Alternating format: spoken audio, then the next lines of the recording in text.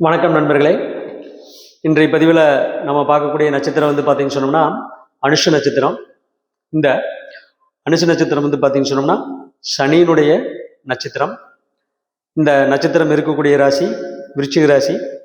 இந்த விருச்சிக ராசி பார்த்தீங்கன்னு சொன்னோம்னா ஒரு ஸ்திர ராசி.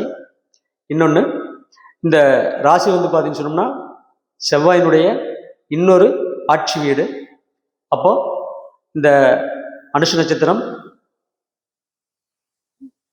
செவ்வாயினுடைய வீட்டில் இருக்கிறதுனால பொதுவாகவே இந்த செவ்வாய் பார்த்தீங்கன்னா காலபுருஷனுக்கு பார்த்தீங்கன்னு சொன்னோம்னா அந்த விருச்சிக ராசி அப்படிங்கிறது காலபுருஷனுக்கு 8வது வீடுங்க. அப்போ அந்த 8வது வீடு அப்படிங்கிறது பார்த்தீங்கன்னு சொன்னால் அஷ்டமா சித்தி. மிகப்பெரிய தத்துவ ஞானிகளும் ஆராய்ச்சி மனப்பான்மை உள்ளவர்களும் ஆன்மீகத்தில் கரை கண்டவர்களும். ஏன்னா மெதுவாக பொதுவாகவே ஆன்மீகம் சொன்னோம்னாலே பார்த்தீங்கன்னு சொன்னோம்னா விருச்சிக ராசி தான். என்ன கேட்டீங்கன்னா காலபுருஷனுக்கு அது 8வது வீடு. 8வது வீடு இல்லாமல் நீங்கள் சித்தி உங்களுக்கு சித்திக்காது, ஞானம் சித்திக்காது. அதே மாதிரி யோகா, மெடிடேஷன், இந்த மாதிரி எந்த விஷயங்களுமே சித்திக்காது. மந்திர சைதன்யம் பார்த்தீங்கன்னு சொன்னால் இதில் கிடைக்கும். அதாவது மந்திர சித்தி இந்த ராசி குறிக்கக்கூடியது. அப்போ இயற்கையாகவே இந்த அனுஷ நட்சத்திரத்தில் பிறந்தவங்க பார்த்தீங்கன்னு சொன்னோம்னா நம்மளுடைய மகா பெரியவா காஞ்சி சங்கராச்சாரியார், மிகப்பெரிய சர்வேஸ்வரன். அவர் பார்த்தீங்கன்னு சொன்னோம்னா பரமேஸ்வரன், சர்வேஸ்வரன், சிவபெருமானுடைய அவதாரம் அவர்.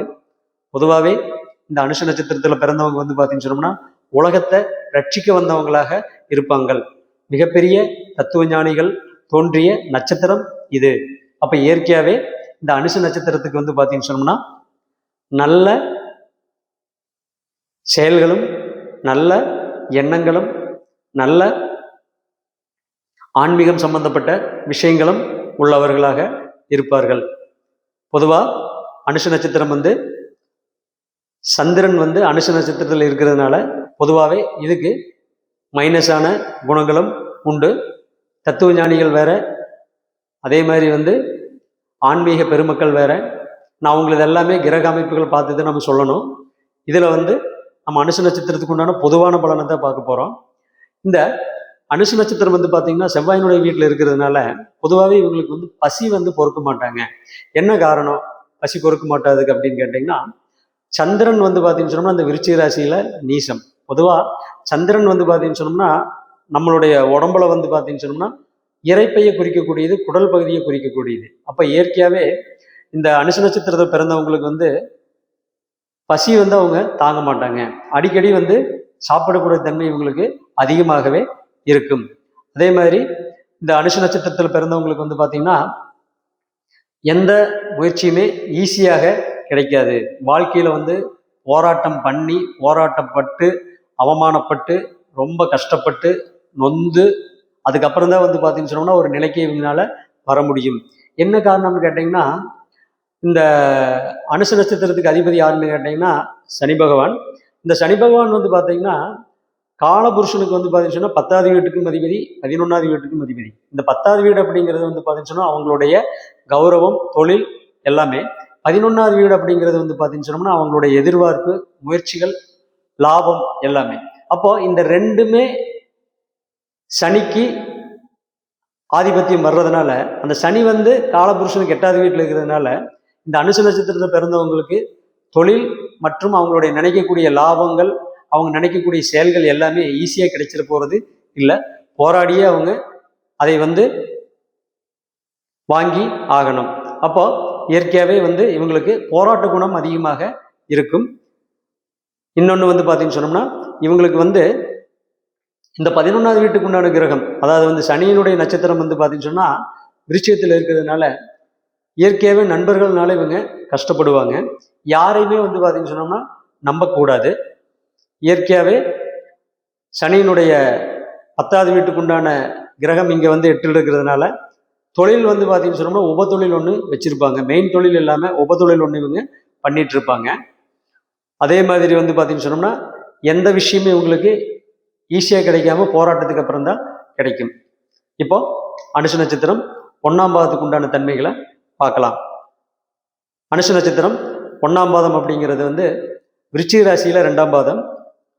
இது காலபுருஷனுக்கு சிம்ம நவாம்சத்தில் விழுகுங்க. அப்போ இயற்கையாகவே அனுஷ நட்சத்திரம் 1ஆம் பாதத்தில் வந்து ஆன்மீகத்துக்குள்ளேயும் முழுசாக போகாமல் குடும்பத்துக்குள்ளேயும் முழுசாக போகாமல் ரெண்டும் கட்ட நிலைமையிலேயே இவங்க இருப்பாங்க.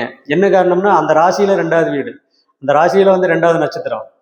அப்போ இயற்கையாகவே அந்த ராசியில் 2வது நட்சத்திரத்தில் இருக்கிறதுனால பொருள் பற்று இவங்களுக்கு அதிகமாக இருக்கும், குடும்பப்பற்று அதிகமாக இருக்கும், எப்பவுமே தன்னுடைய குடும்பத்தை பற்றியே எண்ணக்கூடிய தன்மை அதிகமாக இருக்கும், பொருளாதாரத்தின் மேல் எப்பவுமே இவங்களுக்கு கண்ணோட்டம் இருந்து கொண்டே இருக்கும்.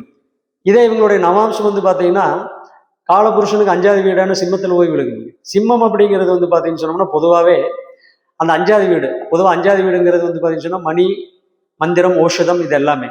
அப்போ முழுமையான ஆன்மீகத்துக்குள்ளேயுமே அவங்களால போக முடியாது. ஏன்னா அந்த 5வது வீடு அப்படிங்கிறது வந்து ஆன்மீகம், பக்தி இது எல்லாமே வந்து பார்த்தீங்கன்னு சொன்னால் 5வது வீடு குறிக்குங்க. இப்போ இந்த 5வது வீடு அப்படிங்கிறது வந்து பார்த்தீங்கன்னு சொன்னால் சிம்மராசியில் போய் விழுகிறதுனால பொதுவாகவே இவங்களுக்கு வந்து கொஞ்சம் ஈகோ கொஞ்சம் அதிகமாக இருக்கும், அட்வைஸ் பண்ணால் பிடிக்காது, அப்பா வழி உறவுகள் இவங்களுக்கு பகையாக இருக்கும், சொந்த பந்தங்களை ஈஸியாக இவங்க வந்து விரோதம் பண்ணிக்குவாங்க. அதே மாதிரி வந்து குழந்தைகள் வந்து இவங்களுக்கு ஆப்போசிட்டாக இருக்கும். இவங்க நினைக்கிறது ஒன்றா இருக்கும், நடக்கிறது ஒன்றா இருக்கும். இவங்க என்ன நினைச்சாலும் அது வந்து ஈஸியாக நடக்காது. அடுத்தது அனுஷ நட்சத்திரம் 2ஆம் பாதம். இந்த அனுஷ நட்சத்திரம் 2ஆம் பாதம் அப்படிங்கிறது அந்த ராசியில் வந்து பார்த்தீங்கன்னு சொன்னோம்னா 3ஆம் பாதம்ங்க. இந்த 3ஆம் பாதத்தினுடைய நட்சத்திரம் வந்து பார்த்தீங்கன்னு சொன்னோம்னா நவாம்சத்தில் வந்து பார்த்தீங்கன்னு சொன்னால் கன்னி நவாம்சத்தில் விழுகுங்க. பொதுவாக இந்த கன்னி நவாம்சம் அப்படிங்கிறது வந்து காலபுருஷனுக்கு வந்து 6வது வீடாக வருங்க. அப்போ இயற்கையாகவே இந்த அனுஷ நட்சத்திரம் 2ஆம் பாதத்தில் பிறந்தவங்க எப்பவுமே ஏதோ ஒரு முயற்சியை பண்ணிட்டே இருப்பாங்க, தொழிலுக்கு வேண்டி. அவங்களால சும்மாக இருக்க முடியாது, எந்த வேலையை எடுத்தாலும் அதில் வந்து கிங்கா இருப்பாங்க, எந்த வேலையும் ஈஸியாக பண்ணிடுவாங்க. பொதுவாக வந்து இந்த மெக்கானிக்கல் தொழில் இருக்கிறவங்க, இயந்திரங்கள் சம்பந்தப்பட்ட வேலையில் இருக்கிறவங்க, இவங்க எல்லாமே வந்து பார்த்தீங்கன்னு சொன்னோம்னா நல்ல புத்தி கூர்மையால் இருப்பாங்க, நல்ல வேலை செஞ்சு நல்ல பேர் எடுப்பாங்க. என்ன காரணம்னு கேட்டிங்கன்னா இதில் வந்து 3ஆம் பாதம், அதில் வந்து நவாம்சத்தில் வந்து பார்த்தீங்கன்னு சொன்னால் கன்னி நவாம்சம். அப்போ இயற்கையாகவே இவங்களுக்கு தொழில் நன்றாக செய்வார்கள், எந்த தொழில் கொடுத்தாலும் அதில் திறம்படம் செய்யக்கூடிய தன்மை இவங்களுக்கு அதிகமாக இருக்கும். அதே மாதிரி வந்து இவங்களுக்கு எப்பவுமே தொழில் வந்து பார்த்தீங்கன்னு சொன்னால் ஒரு அலைச்சலை கொடுக்கக்கூடிய அமைப்பிலேயே இருக்கும். இடம் தொழிலில் வந்து அடிக்கடி இடம் மாறக்கூடிய தன்மை இவங்களுக்கு அதிகமாக இருக்கும். அடுத்தது அனுஷ நட்சத்திரம் 3ஆம் பாதம். இந்த அனுஷ நட்சத்திரம் 3ஆம் பாதம் வந்து பார்த்தீங்கன்னு சொன்னோம்னா அந்த ராசியில் 4ஆம் பாதம், அதாவது வந்து விருச்சிகத்தில் வந்து 4ஆம் பாதம், காலபுருஷனுக்கு வந்து பார்த்தீங்கன்னு சொன்னோம்னா துலாம் நவாம்சத்தில் விழுகுங்க. அப்போ இயற்கையாகவே இந்த அனுஷ நட்சத்திரம் 3ஆம் பாதத்தில் பிறந்தவங்க மிகப்பெரிய யோகவான்கள், செய்கிற தொழிலில் நல்ல லாபத்தை சம்பாதிக்கக்கூடிய தன்மையில் இருப்பாங்க. அதே மாதிரி வந்து இவங்களுக்கு வந்து ஈஸியாக வாகனங்கள், வீடு இது எல்லாமே அமையும். ஆனால் என்னென்னு கேட்டிங்கன்னா இந்த சனி வந்து பார்த்தீங்கன்னு சொன்னோம்னா அந்த துலான வம்சத்தில் உச்சமாவாருங்க. அப்போ சனிக்கு உண்டான தன்மை என்னன்னு கேட்டிங்கன்னா பழைய பொருள், சுக்கிரனுக்கு உண்டான தன்மை என்னன்னு கேட்டிங்கன்னா அழகுபடுத்துதல். அதே மாதிரி அதை வந்து பார்த்தீங்கன்னு சொன்னோம்னா டெக்கரேஷன் பண்ணுறது, எக்ஸ்ட்ரா ஃபிட்டிங் எல்லாம் போட்டு ஒரு புதுசாக பண்ணுற மாதிரி பண்ணுவாங்க. அப்போது இயற்கையாகவே வந்து இவங்க இந்த அனுஷ நட்சத்திரம் 3ஆம் பாதத்துக்காரங்க பழைய வண்டி வாங்குவாங்க, பழைய வீட்டை வாங்குவாங்க. அது எல்லாமே வந்து பார்த்தீங்கன்னு சொன்னோம்னா புதுசாக வாங்குற செலவை விட அதிகமாக பண்ணி டெக்கரேஷன் பண்ணி புதுசாக மாற்றுவாங்க. பொதுவாக இவங்களுக்கு பழசை வந்து புதுசாக மாற்றுறதுல ரொம்ப அலாதி பிரியம் உள்ளவங்களாக இருப்பாங்க. அதே மாதிரி வந்து இவங்களுக்கு என்றைக்குமே வந்து பொருளாதாரம் சம்மந்தப்பட்டது ரொம்பவே நல்லா இருக்கும். ஏதோ ஒரு வகையில் வந்து பணம் வந்து இவங்களுக்கு இருந்து கொண்டே இருக்கும். தொழில் வந்து என்றைக்குமே இல்லைன்னு இவங்க இருக்க மாட்டாங்க. என்ன காரணம்னா அந்த துலா நவம்சத்தில் சனி வச்ச சுக்கிரன் ஆட்சி. அப்போ அங்கே இதில் என்ன வேலை செய்யணும்னு கேட்டிங்கன்னா செவ்வாய் ப்ளஸ் சனி ப்ளஸ் சுக்கிரன். அப்போ இயற்கையாகவே வந்து பார்த்தீங்கன்னு சொன்னோம்னா பொருளாதார ரீதியாகவும் தொழில் ரீதியாகவும் நல்ல முன்னேற்றம் தரக்கூடிய தன்மையில் இவங்க இருப்பாங்க. திருமணத்துக்கு அப்புறம் நல்ல முன்னேற்றம் ஏற்படும். என்ன காரணம்னா சனி வந்து பார்த்தீங்கன்னு சொன்னோம்னா துலா நவம்சத்தில் உச்சமாவார். பொதுவாக அந்த துலா நவாம்சம் அப்படிங்கிறது வந்து பார்த்தீங்கன்னா காலபுருஷனுக்கு வந்து 7வது ராசி. 7வது ராசி அப்படிங்கிறது வந்து கலத்திரத்தை குறிக்குங்க. கணவனாக இருந்தால் மனைவியால் லாபம், மனைவியாக இருந்தால் கணவனால் லாபம் இருக்கக்கூடிய நட்சத்திரம் அந்த பாதம் அது, அதாவது அனுஷ நட்சத்திரம் 3ஆம் பாதம். அடுத்தது அனுஷ நட்சத்திரம் 4ஆம் பாதம். பொதுவாக இந்த அனுஷ நட்சத்திரம் 4ஆம் பாதம் வந்து ராசியில் வந்து பார்த்தீங்கன்னு சொன்னோம்னா அது வந்து 5வது நட்சத்திரம் வந்து விருச்சிக ராசியில். நவாம்சத்தில் வந்து பார்த்தீங்கன்னு சொன்னோம்னா 8வது நவாம்சம், அதாவது வந்து செவ்வாயினுடைய நவாம்சத்தில் விழுகுங்க. அப்போ இயற்கையாகவே அனுஷ நட்சத்திரம் 4ஆம் பாதத்தில் பிறந்தவங்க இயற்கையாகவே ஞானி, அறிவாளி, உலகத்தை காக்க வந்த இரட்சகவான். அதே மாதிரி வந்து பார்த்தீங்கன்னு சொன்னோம்னா ஆன்மீக பெரியவர்கள் எல்லாமே இந்த அனுஷம் நட்சத்திரம் 4ஆம் பாதத்தில் தோன்றியவர்கள் தான். இவங்களுக்கு ஞானம் அதிகமாக கைகூடும். என்ன காரணம்னு கேட்டிங்கன்னா, இந்த அனுஷ நட்சத்திரம் 4ஆம் பாதம் ராசியிலையும் விருச்சிகம், நவாம்சத்திலையும் விருச்சிகம். அப்போ இயற்கையாகவே வந்து பார்த்தீங்கன்னு சொன்னோம்னா தபோ வலிமை தவம் பண்ணக்கூடிய ராசி வந்து விருச்சிக ராசி. அதே மாதிரி வந்து அஷ்டமா சித்திகளை தரக்கூடிய ராசி அந்த விருச்சிக ராசி. அதே மாதிரி வந்து பார்த்தீங்கன்னு சொன்னோம்னா இந்த உலகத்துல என்னென்ன நமக்கு கண்ணுக்கு தெரியாத என்னென்ன சக்திகள் இருக்கோ அதையெல்லாம் வந்து நம்மளுடைய பூனை கண்ணால் பார்க்க முடியாது, ஞானக்கண்ணால் தான் பார்க்க முடியும். அப்போ அந்த ஞானக்கண்ணை கொடுக்கறதே வந்து பார்த்தீங்கன்னு சொன்னோம்னா அந்த விருச்சிக ராசி தான்.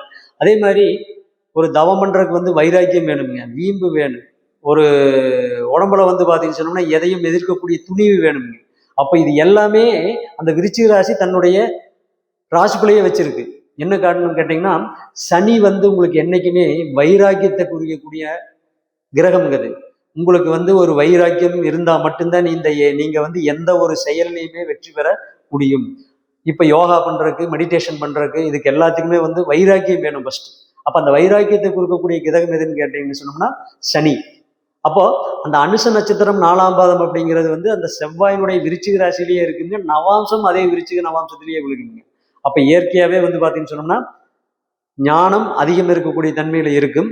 அதே மாதிரி மெடிடேஷன் பண்றதுக்கு, தவத்துக்குள்ள, அதாவது வந்து இந்த உலக வாழ்க்கையை விட்டு வெளியே போய் நம்ம வாழக்கூடிய இதுக்கு எல்லாமே வந்து பாத்தீங்கன்னு சொன்னோம் நம்மளுக்கு உடம்புல வந்து பாத்தீங்கன்னு சொன்னோம்னா ஒரு பவர் வேணுங்க. உடம்புல வந்து திராணி இருக்கணும். இந்த திராணி கொடுக்க கிரகம் எது அப்படின்னு கேட்டீங்கன்னா அது வந்து செவ்வாய். அப்ப அந்த செவ்வாய் இருந்தால் மட்டும்தான் உங்களுக்கு அந்த மன உறுதியும் கட்டுப்பாடும், அதே மாதிரி வந்து பார்த்தீங்கன்னு சொன்னோம்னா இந்த உலகத்துல எல்லாத்தையுமே வெறுக்கக்கூடிய தன்மையும் ஏற்படும். அப்ப இயற்கையாவே இந்த அனுஷ நட்சத்திரம் 4ஆம் பாதத்துக்கு இது எல்லா குணங்களுமே இருக்குங்க.